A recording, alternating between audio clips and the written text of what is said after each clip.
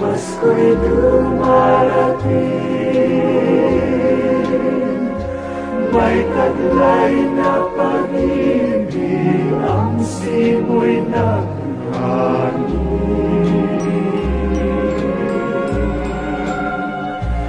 Laging nasasabihin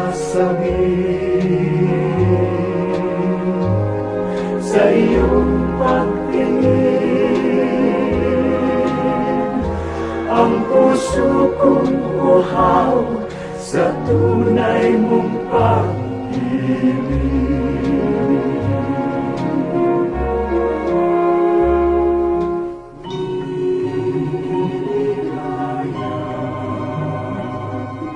Ang puso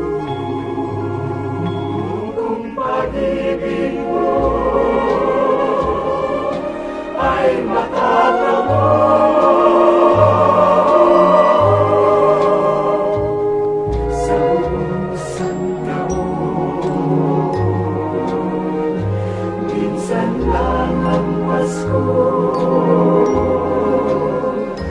Nais kong pamasko ay ang alaala mo.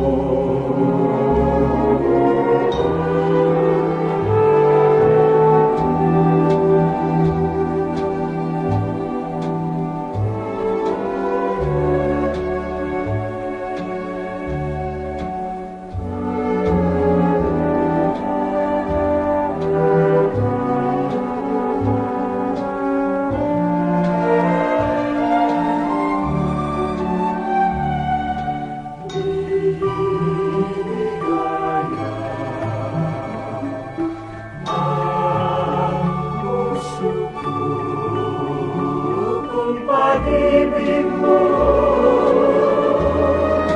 ay matatamo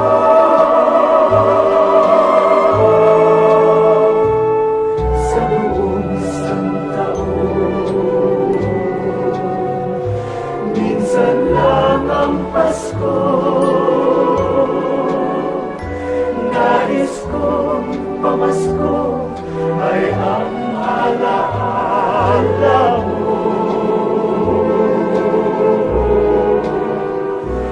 Nais kong pamasko ay ang alaala mo.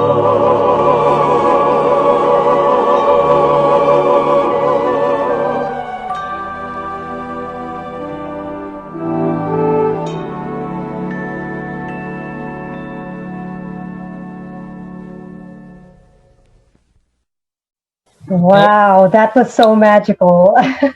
Merry Yes. Christmas. Merry Christmas to us all. Merry Christmas. Merry It sets the Christmas. mood somehow. It sets the mood somehow. Yes. Yes, it did. It did. Yes. And I guess it was also nostalgic for you guys. It I'm is feeling indeed. nostalgic. Yes. I noticed while the video was being played, both of you were wearing smiles all throughout. And I would be very curious to hear about your past experiences, but of course we'll save that for later on. We have much time anyway. So thank you so much. Again, that was a beautiful song. And hi there to all our viewers who are watching, and welcome back. You know, last time we actually had a young artist, a budding artist with us by the name of Alyssa Catherine. And it's so admirable that at a young age, she already discovered her passion for music and has continued to use music in order to express herself freely and to inspire people as well. But that was last time, and today we have some other special guests. But before we introduce them to you guys, mabuhay and good evening. I am Sam. Good afternoon to the other parts of the world. I am Anton. Good morning, Cao An. I'm Nina. Okay, and it's such a blessing that we have two guests again. So Yes. there's a lot to talk about. Yes. Who are they, Kuya Anton? Okay. The group evolved from an all-male singing group from San Beda College called the Minstrels. The New Minstrels, which officially started in 1973, is a versatile group performing rhythm and blues, disco hits, swing, Broadway classics, to local Filipino songs during the 70s. They were under Villar Records and came up with 7 long-playing albums, including hit adaptations, and finally in 1975, after interpreting the song Buhat for the FAMAS Awards that year, it became such a big hit that Villar Records produced a Kundiman LP for the New Minstrels, which started the OPM trend in Philippine music. The group is made up of Louis Reyes, Annette Belen, Eileen Dolina Novak, Mailing Gozum, Aida Balmaceda, Eugene Villaluz, Ding Mercado, Ray Anfuentes, Cesar de la Fuente, Vic Baclagon, and Rene Puno. Another important member of the group is their longest-standing musical director, Babes Conde, who has been responsible for many of their vocal and musical arrangements.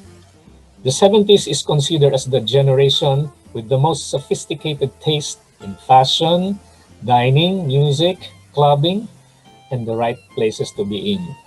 And some years back, the group has been doing reunions with other bands to stay in touch with all friends throughout the world and relive those experiences, fun times, and memories that were shared by all during the 70s. We have with us here in Musicahan 2 members from the original batch, Miss Louie Reyes and Mr. Dean Mercado. Woo! Whoa! Welcome! Good evening, good morning, Right. good Evening. afternoon to everyone. Yes. Thank you for having us. Yeah, Sam and Nina, if I may, before we ask our guests about their group, I would just like to ask them and to know a little bit of your life stories before you Mm, joined and formed the New Minstrels, Miss Louie and mm, Brother Dean. Oh, well, I had a group, a three-member group, all girls. We called it Babsy, Chief, and Louie. That's before the New Minstrels, and we discovered each other because we were all in the College of Music of our Mm. school, College of the Hope. So I think I've been in music all the time. Nothing else really except music. How about Brother Dean? Okay, I was discovered by a manager who was forming a group when I was performing for the De La Salle Chorale.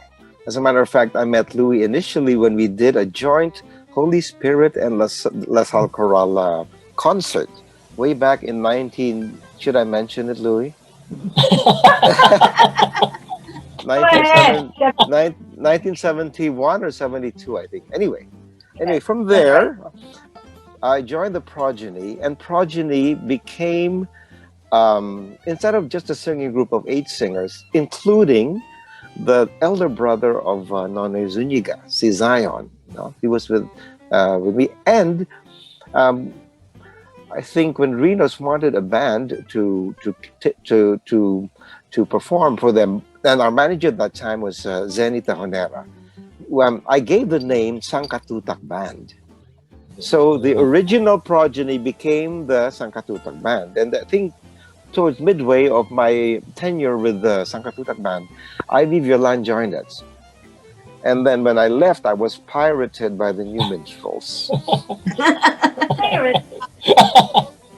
which is fine. It was my choice anyway to be pirated. Anyway, so it was Richard Merck who took my position with Sangkatutak Band.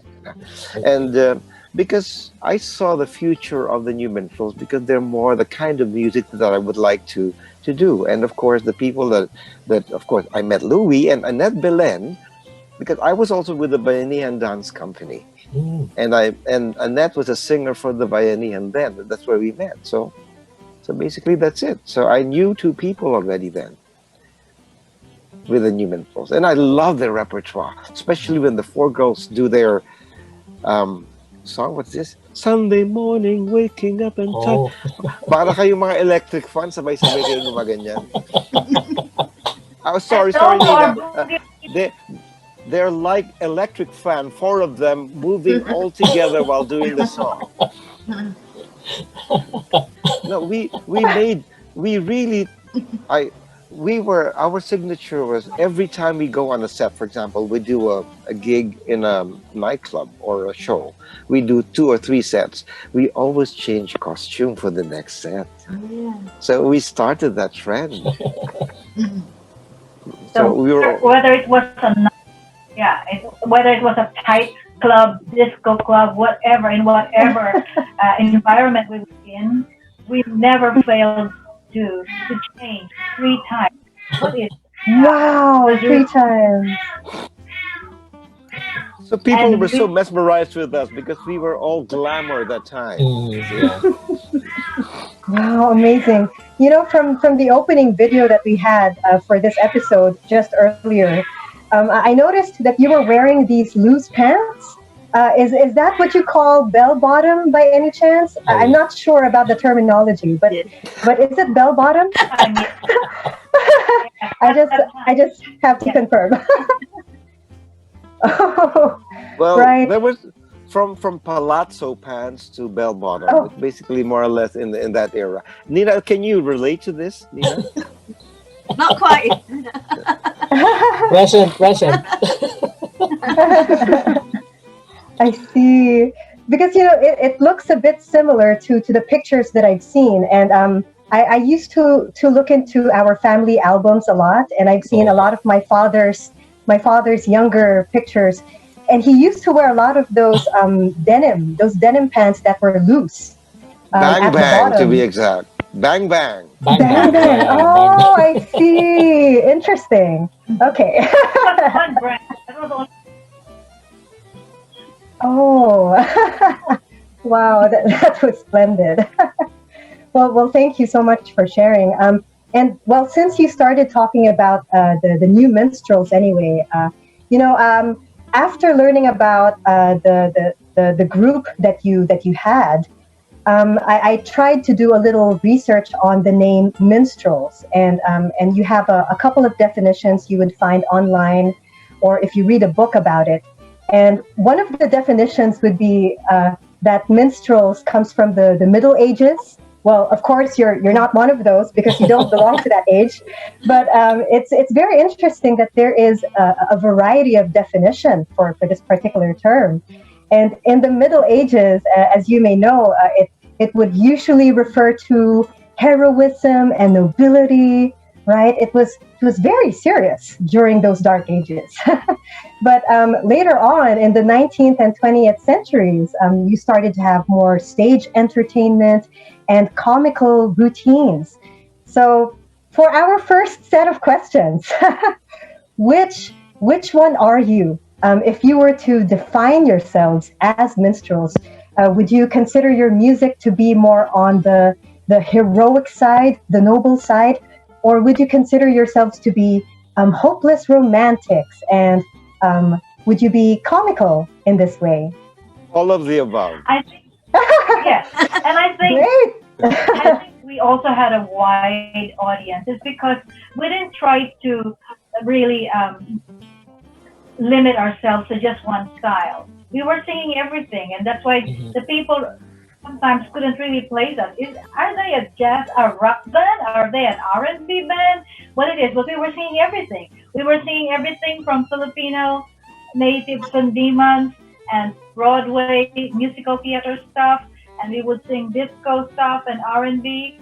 And so I think we were there really to enjoy the music ourselves, in the same way that we wanted our audience to enjoy the music that we gave them.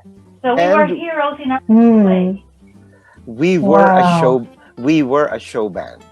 Mm-hmm. And for us, in the 70s, there were like nightclubs or supper clubs, which doesn't exist anymore. Yeah. And Oh. during the 70s, they had dinner shows in all these five-star hotels. And you have to have a show, not a disco sort of repertoire, to be able to perform in a dinner club. Right. So it was high class. Mm. Yes, in a way, yes, Mm. because it like the top of the Hilton, or the La Yeah. Concha at the Hyatt, or the Mm. the El Castellano at the Intercon. Mm. And our Mm. shows not only in Manila, because we performed in Hong Kong for Rama Hotel. We performed in Tokyo at the Keio Plaza Hotel. We performed in Malaysia at the Rasa Sayang Hotel, which is now the Shangri-La. And we also performed in Singapore, of course, at Goodwood Park Hotel, at the Main Court Hotel. We love Singapore. We were all over Asia. And Yes. we were a complete package because we will do a 1 hour showcase for people to watch. And then after that, we will do 2 sets of dance music. So that's why people go for a show and to have fun and do their dancing in those days. And for us to be able to accumulate 7 long-playing albums in a span of 4 years, that is a feat that I think no other group in the Philippines did. So I'm curious, what was your edge? How did you have that many achievements? We started a trend. Basically, we were like the fashion icons of the 70s because in those days it was martial law and there was travel ban and nobody could travel. And the exposure basically is we were like Philippines like in a nutshell. And we were going out and we were bringing in of course, the fashion of Singapore, the cigarette pants. We were the first ones to wear them here. And there was no internet then, so people couldn't see what was happening outside. It's basically what is fed in the newspapers and the magazines are the only ones that people see. And we will be able, we saw a lot more of the world Wow, as that's compared to amazing. what the people were exposed to during those days. We were traveling a lot. We were bringing in the good things from abroad, and we were cultivating our own because we did not forget our Filipino music too. And when we did Filipino music in our attires, so And initially, the first couple of years, people were saying, masyado kaming class daw yung music namin, no?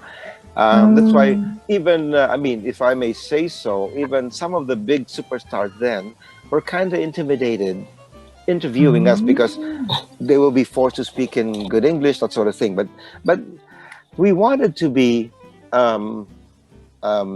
appealing to the rest of the spectrum of audience from EDC, but because of the taste of music, we do Broadway. Who appreciates Broadway? Only the A and B market. And we will do like blues, jazz, that sort of thing, and classic. And we even did an album of like Once in a While and standards. Standard. What were the songs there, Louis? Once in a While, Somewhere Over the Rainbow. Beautiful. I'm in the Mood for Love. Moonlight Serenade. So we catered both to the young and to the old. You captured everyone, in other words. Wow. Oh, I'm just curious, guys, because I would like to know, how were musicians or how were artists treated during the martial law? We were kings and queens. Wow. Okay. Because remember, our first lady then promoted Philippine music. Yeah. And that was the start. I think she was the one who said that in 1 hour of radio program, there has to be a local artist. Yeah. That Right, started right. the trend. Three local Correct. artists. Mm. And of course, we had curfew passes. So we can Oh. Mm. travel even during curfew. We Oh, had the okay, okay. privilege of performing at the presidential yacht in Malacanang. So Palace too. we, we, we had a wonderful time. Yes. Wow. Discriminated? No way. We were Far from it. always Far from it. we were we were always whisked by the first lady from a club we were performing at. If she's Right. entertaining maybe a dignitary from overseas, Mhm. and oh, I Mm. have to have the new minstrels.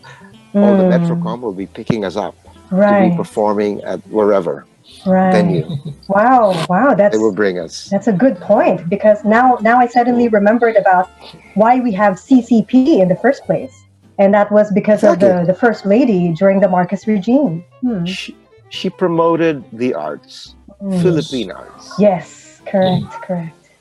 Wow. What do you think, Kuya Anton?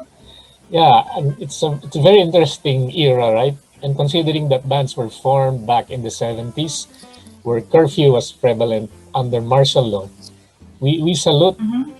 we salute you for bringing life through music to the hot, humid curfew evenings. And I'm very grateful to be a part of that golden era where the top tunes feel incredibly diverse, both in sound and content. There are dance oriented topics, but also ideas about a better world, about breaking free, about drugs, about superstition, not to mention the songs we aren't sure about at all. And also because we were influenced by Western music, some of our singers and music, as what Jo Marie mentioned in our previous episode, started with cousins of these singers and cousins of these songs. And with the fusion of different genres of music now, how would you compare music in the 70's to the music of the millennials and iGeners or Gen Z? And what makes music of the 70's timeless and meaningful? Louis? Miss Louie? We were children of the 70s, and so we loved the music and the times that we were living in. The music of the 70s was so incredible because they had wonderful lyrics and wonderful melodies. And the melodies and the lyrics are so nicely coordinated that they have lasted the test of time. So the music of the 70s, we can say, were like the standards of the 40s Mm, yeah. because they have lived on. While, well, I can say, what can I say about the new music now? There's a lot of um, things I think that I am trying to look for.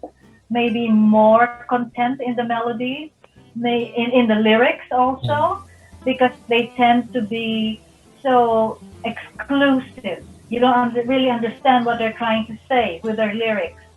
And then with the music, also sometimes it's just beats, nothing really lyrical and melodic. So I am not quite happy about that. But just like even in classical music, we go through stages. That's why we have the Baroque era, we have the Renaissance, we have you know. So I suppose this is just one stage or one mm. phase of music.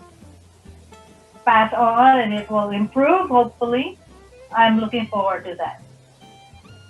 I guess the music of the Mm. 70's, they're both lyrical, they're profound. There's, I don't know how will you explain to Nina Hugot, May Hugot. It's a deep. Oh. Uh, Oh. Okay, How do you translate that? it's a theater term that we use. Like, for example, Mm. for an actor to come up with the emotions that is needed, you have to think Mm. of something that happened to you, something mhm, painful for you to cry. So you Mm. pull it out from there. Hugot means Right. pulling it out from an Yes. experience you had. Okay, songs in the Right. 70's Or were, if you'll notice that the music now is basically rhythmic and it's all vocal mm, calisthenics. mm, It's either Hataw. Hataw is basically singing at the top of your voice. That sort of thing. It's no in feeling that you feel when you sing the song. Like, Heart, can you imagine? heart. It's Yeah. And the like soul. Michel Legrand, Stephen Sondheim, that sort of thing. It's Mm. different, you see, and that's why people revive these songs. I don't Mm. know. Right. Maybe by the time they will be Mm. reviving the songs of 2010, we will already be dead, right? But I Mm. don't know how they will revive it. Mm. Right. Right. Maybe, Right. maybe make it into a ballad. I don't know. Yeah. You see, Either sing it as is, as is. the same type. If you notice, like Mm. Earth, Wind, and Fire, even the people now, young kids still appreciate that kind of music. Mm. Why? Because Right. Mm. it's, And we sing it up to now. Yes, yeah, yeah, yes. and we still sing it up. And every Mm. Uh-huh. time we sing it, even the young go, wow, that is the music of the 70s. It's different. Mm. True, Yeah, true. it goes right to your heart. Exactly. Mm. Or maybe it's our generation. There's that I That's option good. I too. disagree. I disagree.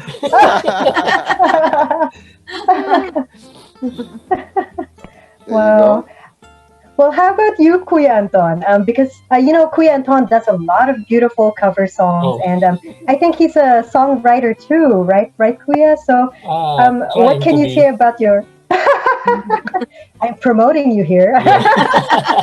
Who knows? No, Who knows? The new minstrels might take you in. Yeah.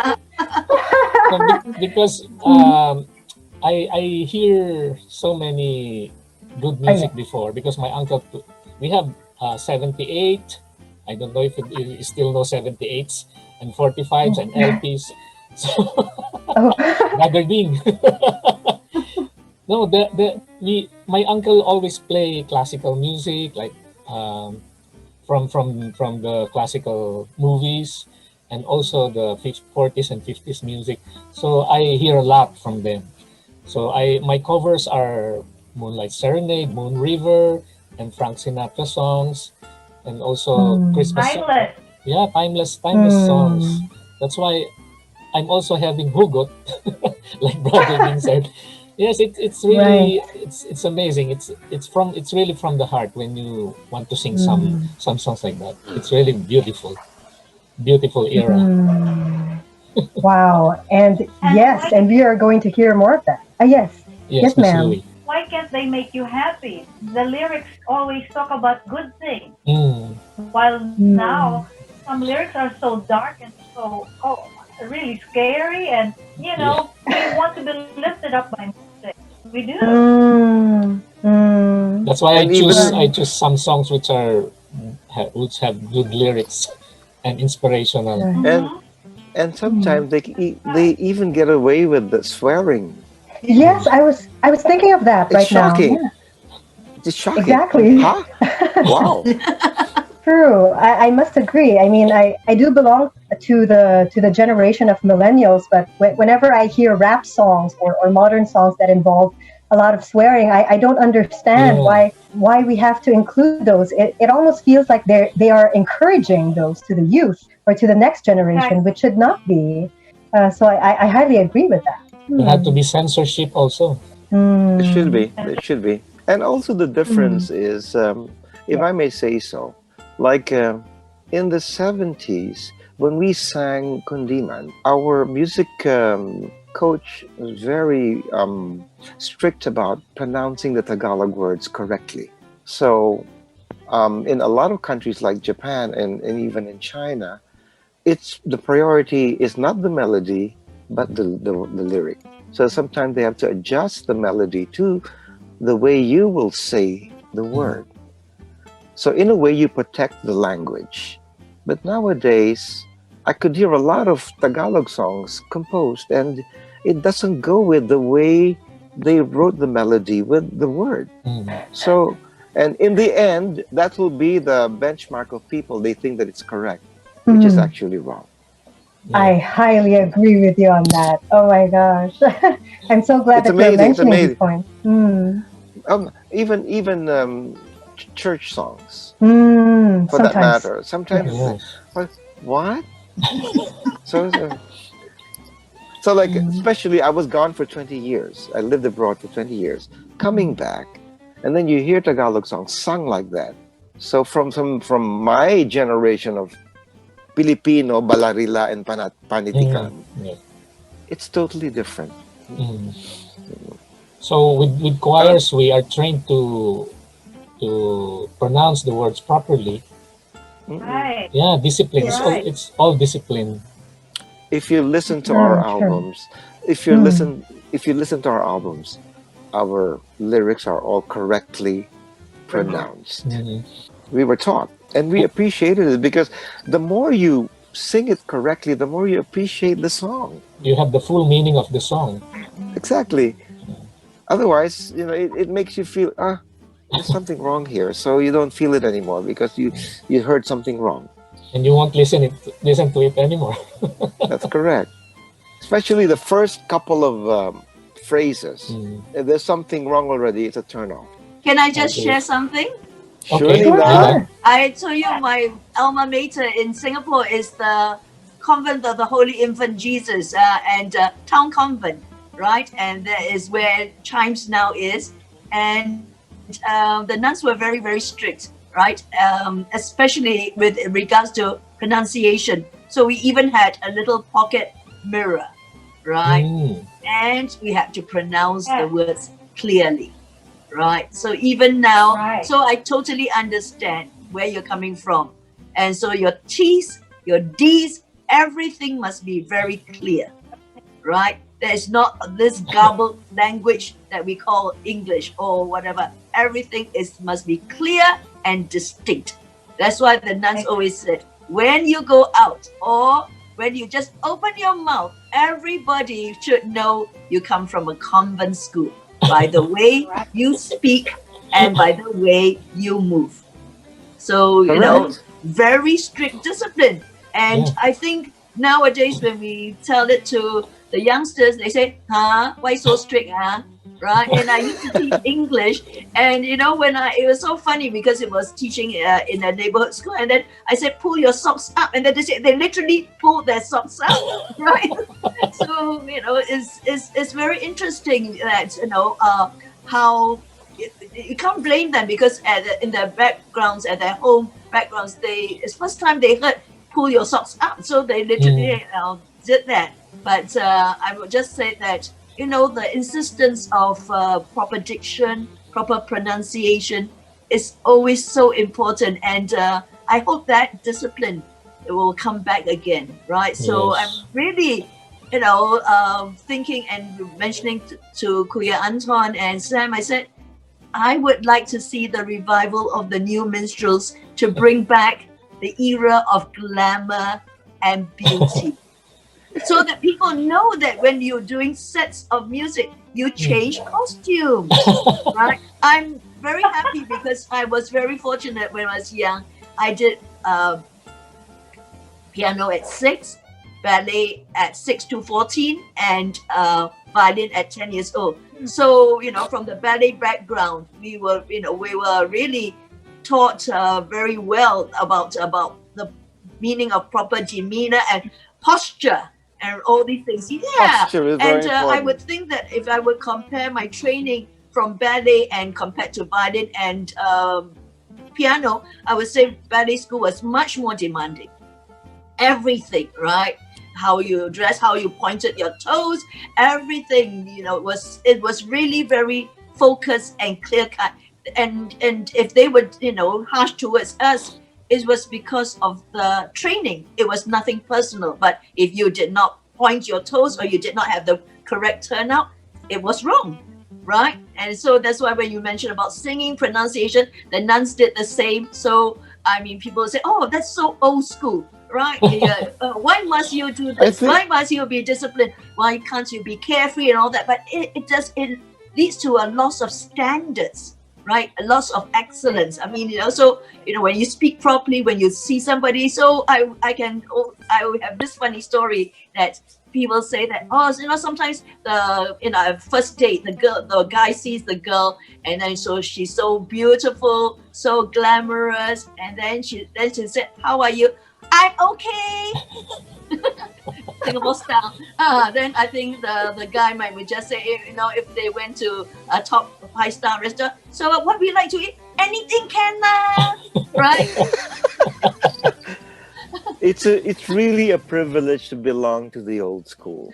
Yes. Because we Yeah. learned it, So even if it's the hard way, but it's, I think, the correct yeah. way, if you ask me. I teach at John Robert Powers, so I know about posture. I teach um, um, social and business etiquette. I teach that at and power dressing and visual poise. So because of my ballet, I took 3 years of ballet Yes. as Oh, well. So there you go. Correct. Hmm. So you can That's see right. that the dance background is very important. And thank you, Miss Louis and Ding, for coming on this program and showing to the young Pleasure. Filipinos the glamour and timelessness of the 70s. and also Thank during you. those Pleasure. times, teleprompters and idiot boards weren't born yet, right? So Yes. when you step on the stage, You know you what have you're doing. yeah, you know the Yeah. lyrics, you know everything, so the audience will understand you. The discipline. Mm. And I think, like you were talking about our success of the new minstrels, we really worked hard. 3 Mm. times we had voice classes. 3 times a week we had dance and choreography. Mm, We just had to be perfect what we're doing. Especially we were not just performing in Manila, but we were performing in many parts of the world. mm, So we were carrying also an image with us. yes. And now also I will relate. Ding said he's teaching. I'm also teaching voice right now. And I have students who would want to sing rock or metal or punk or what, and I said, and there are cuss words there. My first question is, do your parents allow you to sing this? And they usually answer, they don't know that I sing this. Well, I'd like to let you know that I don't quite approve of this kinds of songs. Or if you insist, let me talk to your mother the next time you come around, and I'm gonna ask if it's all right with them. Because there are so many choices for songs. I mean, Mm. millions of songs. Why do you even choose this trash? I And they're mean, paying the really, bill. there's no, They're, the parents are paying no, the but bill, no, right? sometimes we really have to make them realize that it doesn't really add to their persona at all. Exactly, In fact, exactly. it's Mm. very, Not at all. no, Not at all. really. Not at all. Wow. Well, thank you so much for your wisdom. I'm learning a lot from your era. Speaking of profound meaning in the music of the 70s, I believe you have prepared another piece of music for us today. So, can we hear more about it? Could you please give us a description of it? If I may add, prior to the sharing of the Yes, music, we really sure. worked hard because we had a vocal coach, we had a director in all our shows. As a matter of fact, the Johnny Manahan was our director. Our musical director was Ryan Kayabyab and Babes Conde. And we had choreographers. So in all our stints, our gigs, everything is produced, everything is choreographed, everything is directed. On point. Who composed Buhat, Louis? Sinong composer ng Buhat? Oh my gosh, I'm sorry, I don't know who composed Wuhan. Senior But moment. yeah, And Google also has senior moments because I cannot find it. You know, all the while, really? Oh, mm. Anton thought that it was Rico Puno who composed Buhat Yes. No, Oh, Oh, the original singer. before he was born. that's right. That's why I Exactly. was surprised. It was in the 40s or 50s. Right. So this was another surprise 40s yan. to our Manila audience because we were singing in the 70s. This was around 72, 73, anywhere from 72 to 75. And we sang this song.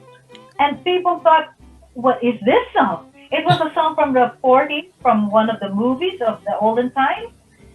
And it was, it it took like a fresh approach to romance and friendship and all that, which, Kundiman. yeah, exactly. So they were sweet and lovely.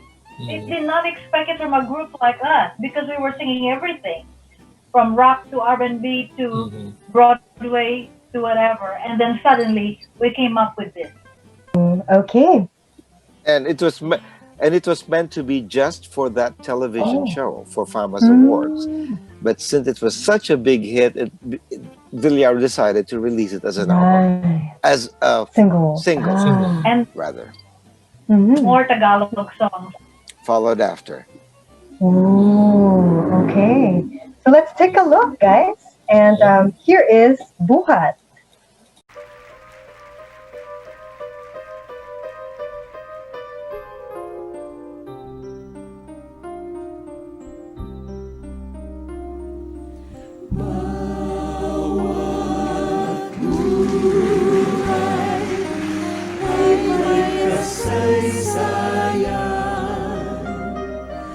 Tulad ng pinangyarihan nang tayo'y magtanaw. Takot lamang ay di mo pakinggan, ngunit ang katotohanan kita'y minamahal.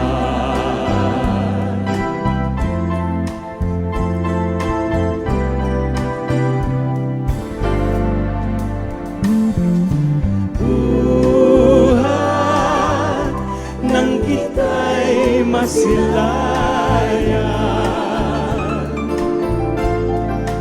buhat nang mapanagimba.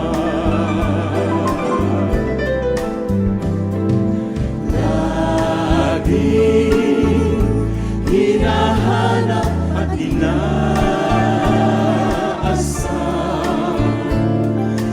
giliw ay damhin niya rin pagmamahal at magbuhat nang makita ka lamang.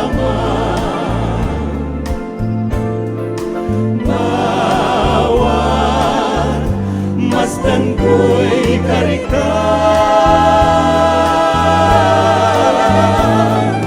dulo ay sa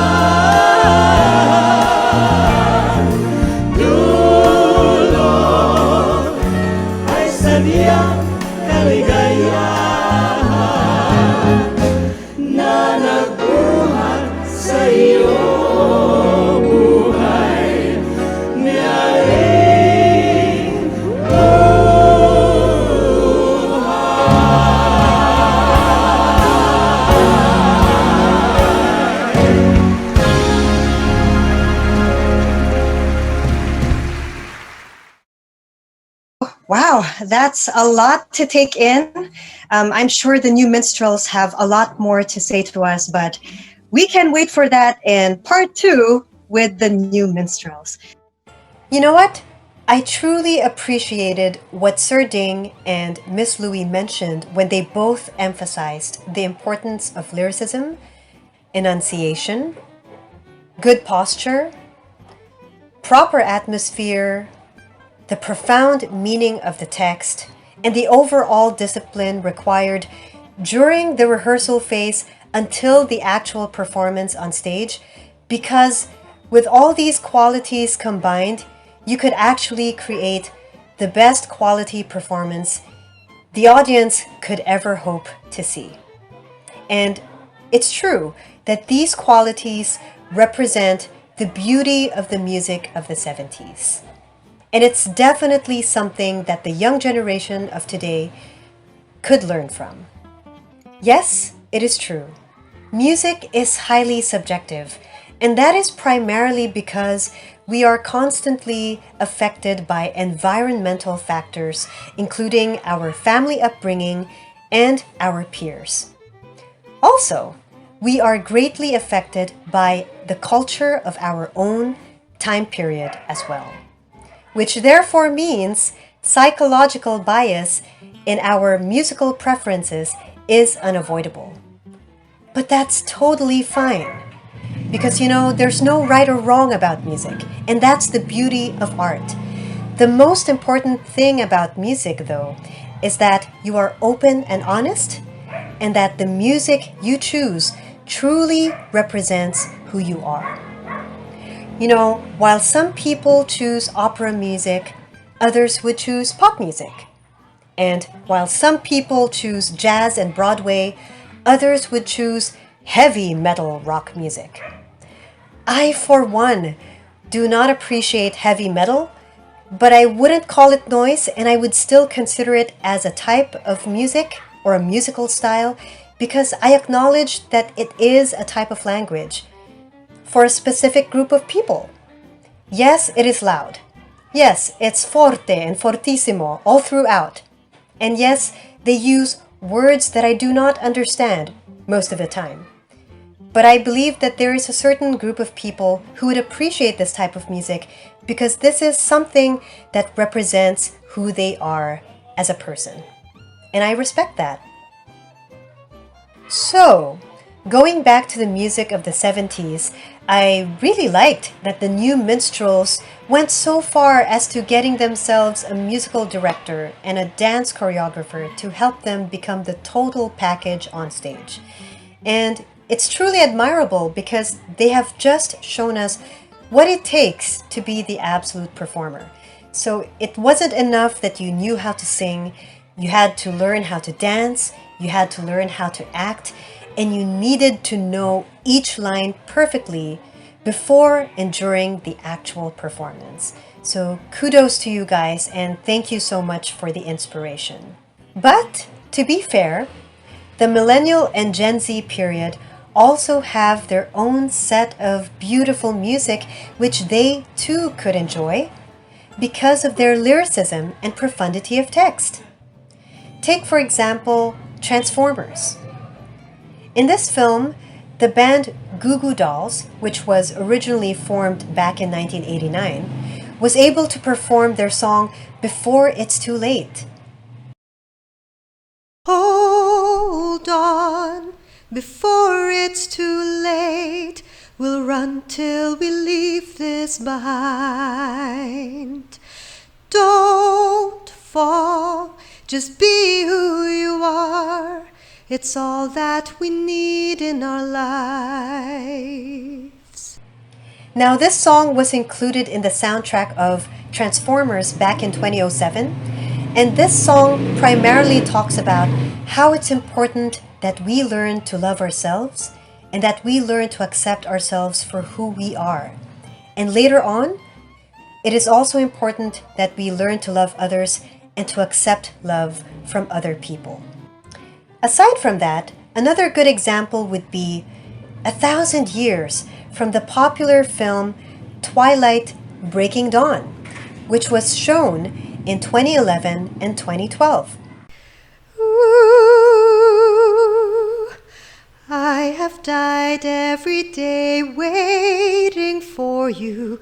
Darling, don't be afraid. I have loved you for 1,000 years. I'll love you for 1,000 more. Ooh.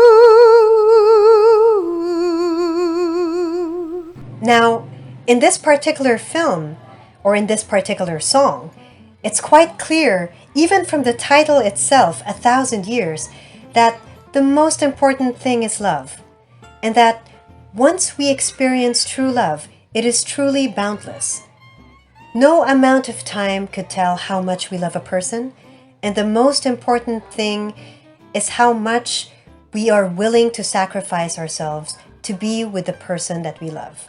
Now, aside from those two examples that I've given, we have other popular examples as well, such as in 1989, where we had The Little Mermaid, in 1991, where we had Beauty and the Beast, in 2013 and 2019, where we had Frozen, Part 1 and 2.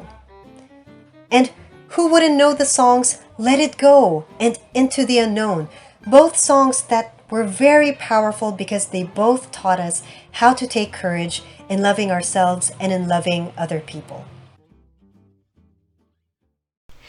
Tumingin sa aking mata, magtapat ng nadarama at di gusto ika'y mawala dahil handa kong ibigin ka kung maging tayo. Sa'yo lang ang puso ko. Wow.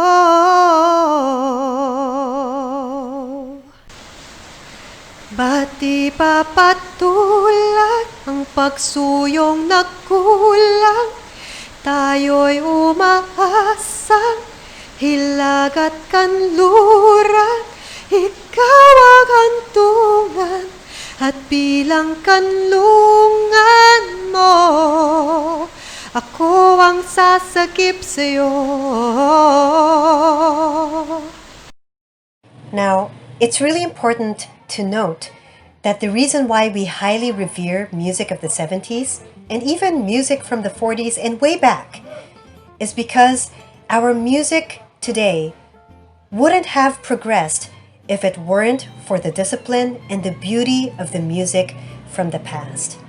For example, there wouldn't be music such as Broadway if there wasn't opera in the first place.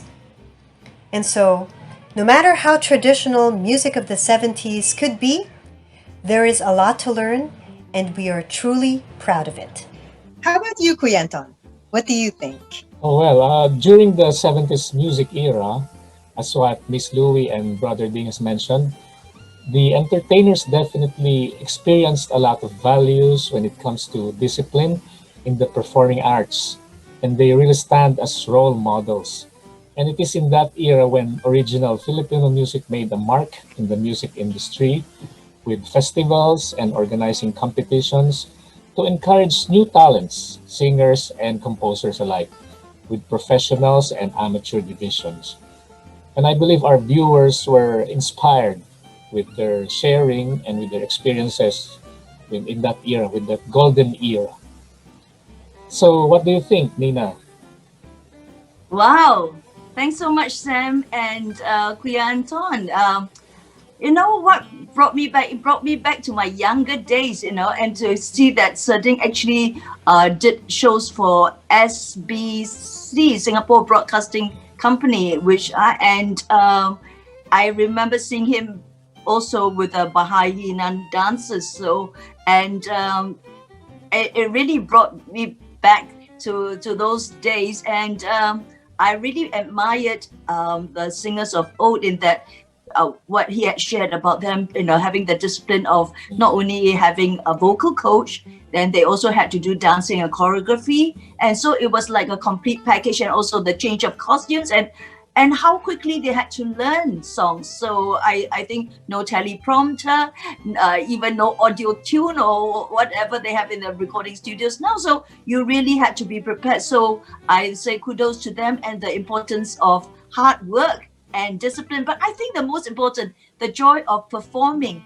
for a live audience, who come to be entertained, to come to be happy in a time when, during dinner and dressing up. And so a time of maybe of glamour and fun and culture. So I would just say thank you, the New Minstrels, for bringing back all those memories to us. And so I'd like to just end a quote for all our viewers. And now bless the God of all, who everywhere works great wonders, who fosters our growth from birth and deals with us according to his mercy.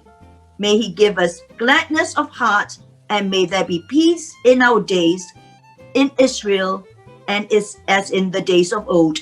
May he entrust to us his mercy, and may he deliver us in our days. So from Sirach chapter 50, verse 22 to 24, I would just like to give this blessing to all our viewers at Musicahan, and to say to everyone, stay safe and God bless.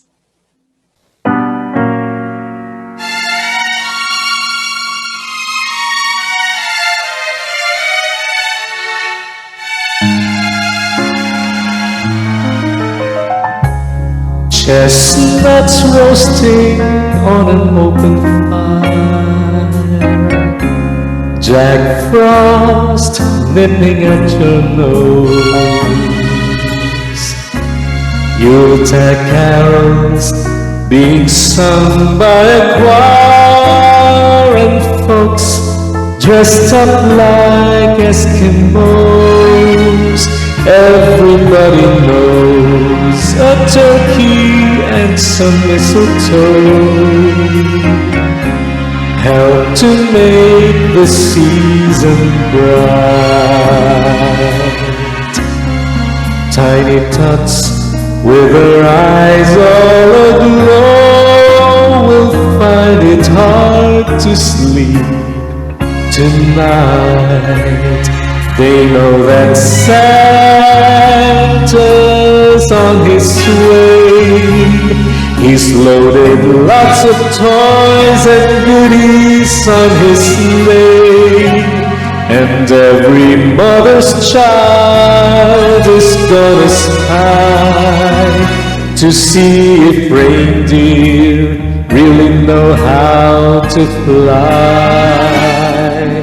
And so I'm offering this simple praise to kids from 1 to 92. Although it's been said many times, many ways, Merry Christmas to you.